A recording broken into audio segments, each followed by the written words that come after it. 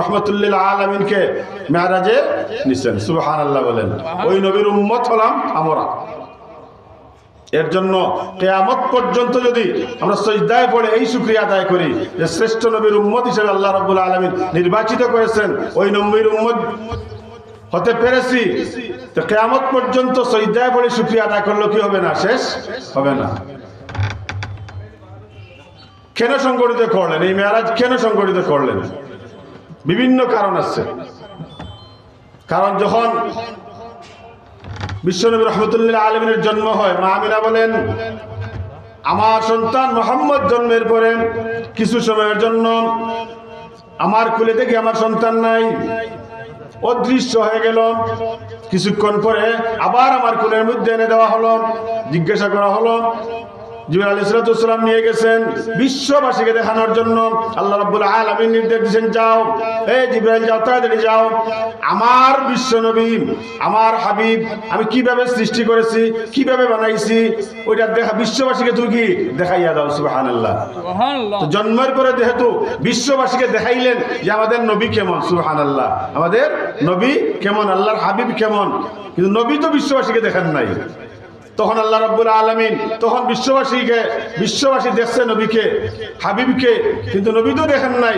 আল্লাহ রাব্বুল আলামিন মেরাজের একটা কারণ হলো, মেরাজ তশরিফ নিয়া বললেন, হাবিব আমার, এখন তুমি দেখো, জন্মের পরে বিশ্ববাসীকে আমি দেখাইলাম যে আমার হাবিব কিভাবে আমি বানাইছি, আর এখন তুমি দেখো বিশ্ববাসী কেমন। সুবহানাল্লাহ। একটা হলো কি, এই একটা কারণ।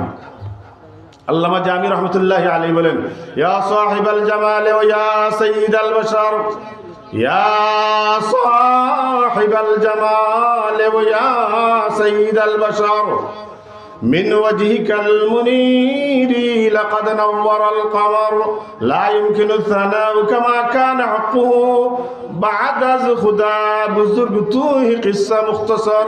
আল্লামা জামি রহমতুল্লাহি আলাইহি বলেন, ইয়া সাহিবাল জামাল, ওহে সুন্দর, ওহে মানব সর্দার, তোমার চেহারা মুবারকের নূর থেকে আহরণ করে চাঁদ আলোকিত হয়েছে।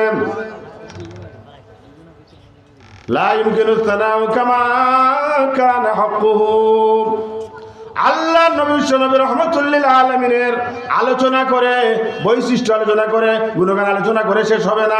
এক কথায় উনি বলেন, লা ইউমকিনু সানাউ কামা কানা হাক্কুহু বা'দা খুদা বুজুরতুহি কিসসা মুখতাসার। আল্লাহ রাব্বুল আলামিনের পরে একমাত্র সবচেয়ে শ্রেষ্ঠ বুজুর্গ, সবচেয়ে শ্রেষ্ঠ যিনি হলেন, উনি হলেন কে?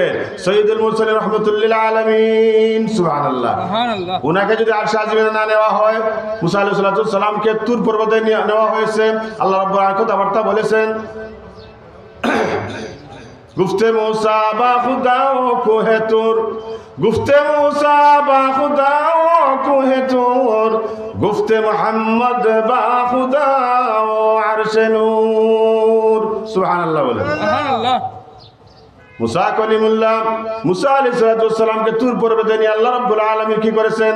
আলোচনা করেছেন, কথোপকথন করেছেন। আমাদের বিশ্বনবী রহমতুল্লাহ আলামিন তুর পর্বতে না, এমন কি যে জায়গা পর্যন্ত এমন কোন ফেরেশতা নেই যে জায়গায় পৌঁছতে পারেন, ওই জায়গা নিয়ে একবার আল্লাহর কাছাকাছি বসাইয়াম। আল্লাহ রাব্বুল আলামিন মনের দুঃখ বেদনা দূর করার জন্য আল্লাহ রাব্বুল আলামিন মেরাজের আয়োজন করেছেন। সুবহানাল্লাহ। এই মেরাজের ঘটনাটাই হলো আশ্চর্যজনক। এর জন্য আল্লাহ রাব্বুল আলামিন সূরা বনী ইসরাঈলের প্রথম আয়াতের মধ্যে ইরশাদ করেন, বিসমিল্লাহির রহমানির রহিম, সুবহানাল্লাযী আসরা বিআবদিহি লাইলাম মিনাল মাসজিদিল হারাম।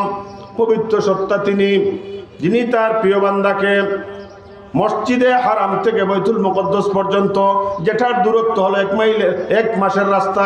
কতদিনের রাস্তা? 1 মাস যাইতে লাগে। ওই 1 মাসের রাস্তা, ওই এত দূরত্ব জায়গা, রাত্রে লাইলান নাকেরা শব্দ ব্যবহার করা হয়েছে। রাত্রের কিছু অংশের মধ্যে আল্লাহ রাব্বুল আলামিন ওখানে নিয়ে গেলেন। সুবহানাল্লাহ। এটা কোরআন দ্বারা প্রমাণিত। আজকে যেটা কার দখলে? ফিলিস্তিন, বাইতুল মুকদ্দাস কার দখলে?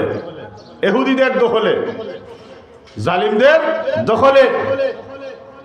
আজকে মুসলমান না নীরব? আজকে আমাদের ইমান কি পরিমাণ, ইসলামের আঘাত আসে। কোরআনের বিরুদ্ধে কথা হয়, সুন্নাহর বিরুদ্ধে কথা হয়, নবীর বিরুদ্ধে কথা হয়, আমার কষ্ট লাগে না। আমার কি লাগে না? কষ্ট লাগে না। এমন এক সময় আসবে কাকিতাল লাইলিল মুসলিম, কিতাবুল ফিতনের মধ্যে লম্বা হাদিস আল্লাহ রাসূল ইরশাদ করেন, কাকিতাল লাইলিল মুসলিম, একটার পর একটা ফিতনা আসতেই থাকবে। দেখা যায় একটার পর একটা ফিতনা কি আসতে আছে। ইসকন নামক ফিতনা, সাদিয়ানি ফিতনা, কাদিয়ানি ফিতনা, এইরকম ফিতনা, বিভিন্ন ধরনের ফিতনা আসবে। আমাদের শরীরের মধ্যে এক বিন্দুর কত থাকা সত্ত্বেও আমরা এদেরকে কি প্রশ্রয় দিব না, আমরা এক ইঞ্চি পরিমাণ পিছপা হব না ইনশাআল্লাহ। যতদিন কি আমরা দুনিয়াতে থাকবো, যত ফিতনা আমাদের সামনে আসুক না কেন, উলামায়ে কেরাম যতদিন দুনিয়াতে বেঁচে থাকবে, অনেকে বলে হুজুর আপনার মাথা কামান কেন? এটা আমাদের দায়িত্ব। আপনারা আমাদেরকে ভালো পান আর খারাপ পান এরা দেখার বিষয় নয়, ডেম কেয়ার এটা আমাদের দেখার বিষয় নয়, আপনার নাক গলানোর কারণ না, এটা উলামায়ে কেরামের দায়িত্ব। আমরা কোরআন কি করছি? কোরআন পড়ছি, হাদিস পড়ছি, তার আমাদের দায়িত্ব হয়ে গেছে। এর জন্য আমাদের সামনে এগুলা পালন করতে গিয়ে অনেক নির্যাতন আসবে, অনেক জুলুম আসবে। আপনি যদি কোরআনের পক্ষে কথা বলেন, সুন্নাহর পক্ষে কথা বলেন, উলামায়ে কেরামের পক্ষে কথা বলেন, আপনার উপর নির্যাতন আসবে, জুলুম আসবে, জেল আসবে, হুলিয়া আসবে, আয়নাগর আপনার জন্য রেডি। আমরা সবগুলা জন্য আমরা কি আছি? প্রস্তুত। I am ready. আমরা সবগুলোর জন্য প্রস্তুত আছি ইনশাআল্লাহ। কিন্তু নবীর উপর যদি কি আসে, নবীর বিরুদ্ধে ষড়যন্ত্র হয়, কোরআনের বিরুদ্ধে ষড়যন্ত্র হয়, ইসলামের বিরুদ্ধে ষড়যন্ত্র হয়, আমরা কি মেনে নিতে পারবো না। এর জন্য তৌহিদি জনতা, এই সামনে আসতেছে বিশ্ব ইজতেমা, উলামায়ে কেরামের তত্ত্বাবধানে বিশ্ব একটা মেসেজ দিয়ে যায়। উলামায়ে কেরামের তত্ত্বাবধানে কি আসতেছে?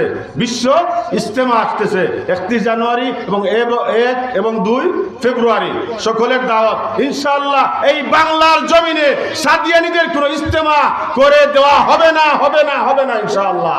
কিয়ামত পর্যন্ত তাদের কোনো কার্যক্রম কি ওই দেশে থাকবে না ইনশাআল্লাহ। ইসকনের কোনো কার্যক্রম বাংলার জমিনে থাকবে না। বিভিন্ন সময় বিভিন্ন নামে, কোন সময় আনসারের নামে ষড়যন্ত্র শুরু হবে, কোন সময় রিকশার ড্রাইভারের নামে ষড়যন্ত্র শুরু হবে, টমটমের ড্রাইভারের নামে ষড়যন্ত্র শুরু হবে, কোন সময় ইসকনের নামে ষড়যন্ত্র শুরু হবে, কোন সময় কাদিয়ানির নামে ষড়যন্ত্র শুরু হবে, কোন সময় সাদিয়ানির নামে ষড়যন্ত্র শুরু হবে। আমরা সোচ্চার থাকতে হবে ইনশাআল্লাহ। আমাদের শরীর রক্তে এক বিন্দু রক্ত থাকা সত্ত্বেও আমরা এদেরকে কি করব না? প্রশ্রয় দিব না ইনশাআল্লাহ। ঠিক কি না? ঠিক। আল্লাহ রাব্বুল আলামিন ইরশাদ করেন, সুবহানাল্লাযী, ওই সূরা বনী ইসরাঈল প্রথম আয়াতের মধ্যে প্রথম শব্দ আল্লাহ রাব্বুল আলামিন ব্যবহার করেন সুবহান। সুবহান শব্দটা ব্যবহৃত হয় আশ্চর্যজনক বস্তুর জন্য। কি ব্যাপারে ব্যবহার হয়? আমরা যে কোনো সময় বলি না, আশ্চর্যজনক কোনো কিছু দেখলে বা আমাদের সামনে আসলে আমরা তখন কি বলি? সুবহানাল্লাহ। কি বলি? সুবহানাল্লাহ বলি, কি বলি না? আল্লাহ কেন সুবহান শব্দটা ব্যবহার করেছেন? এই কথা বোঝানোর জন্য। কারণ ওই মেরাজের ঘটনাটা শোনার পরে অনেক আশ্চর্য হয়ে যাবে, এটা কি রকম হইতে পারে। শুধুমাত্র বাইতুল্লাহ শরীফ থেকে, মসজিদে হারাম বলতে বাইতুল্লাহ শরীফ, বাইতুল্লাহ শরীফ থেকে বাইতুল মুকদ্দাস পর্যন্ত যাইতে 1 মাস সময় লাগে। আর বাইতুল মুকদ্দাস থেকে মালায়ে আলা আরশে আজিম পর্যন্ত নিয়ে গেলেন লাইলাম মিনাল মসজিদিল হারাম, রাত্রের কিছু অংশের মধ্যে। নাকেরা ব্যবহার করা হয়েছে, পুরো রাত্র না, কিছু অংশের মধ্যে। এটা শুনলে অনেকের কি আশ্চর্য লাগে, এটা কিভাবে হতে পারে। এজন্য কিছু নাস্তিক মুরতাদ বেঈমানেরা কি বলে যে না, এটা আল্লাহ রাসূল স্বপ্ন যুগে হয়েছে। কি যুগে হয়েছে? স্বপ্ন যুগে হয়েছে, সশরীরে এটা সম্ভব না। কিন্তু দাঁত ভাঙ্গা জবাব দিয়েছেন আল্লাহ রাব্বুল আলামিন বিআবদিহি, ওই শব্দ দ্বারা। এখন সময় কম, বিস্তারিত আলোচনা করার সুযোগ নাই। বিআবদিহি দ্বারা ওই কথা বোঝানো হয়েছে যে সশরীরে আল্লাহ রাসূলকে কি মেরাজে নিছেন। সুবহানাল্লাহ, সুবহানাল্লাহ। আশ্চর্যজনক ঘটনা কি? সৈয়দুল মুরসালিন রাহমাতুল্লিল আলামিনের কাছে জিবরাইল আলাইহিস সালাম 24,000 বার আগমন করেছে। কতবার? 24,000 বার আগমন করেছেন।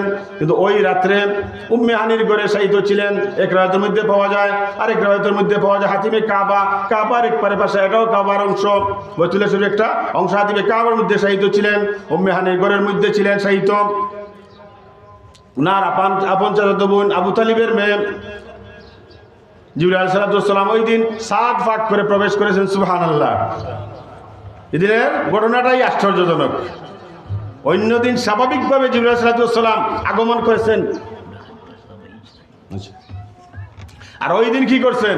সাদ ফাঁক করে ওই সাদের দিকে আগমন করেছেন। ওই কথা বোঝানোর জন্য আজকে যে ঘটনাটা ঘটবে ওইটা স্বাভাবিক কোনো ঘটনা, ওইটা কি আশ্চর্যজনক ঘটনা। এজন্য আল্লাহ রাব্বুল আলামিন ইরশাদ করেন, সুবহানাল্লাযী ইয়াসরা বিআবদিহি লাইলাম মিনাল মাসজিদিল হারাম ইলাল মাসজিদিল আকসা আল্লাযী বারাকনা হাওলাহু লিনুরিয়াহু মিন আয়াতিনা ইন্নাহু হুয়াস সামিউল বাসীর। ওয়া আখিরু দাওয়ানা আলহামদুলিল্লাহি রাব্বিল আলামিন।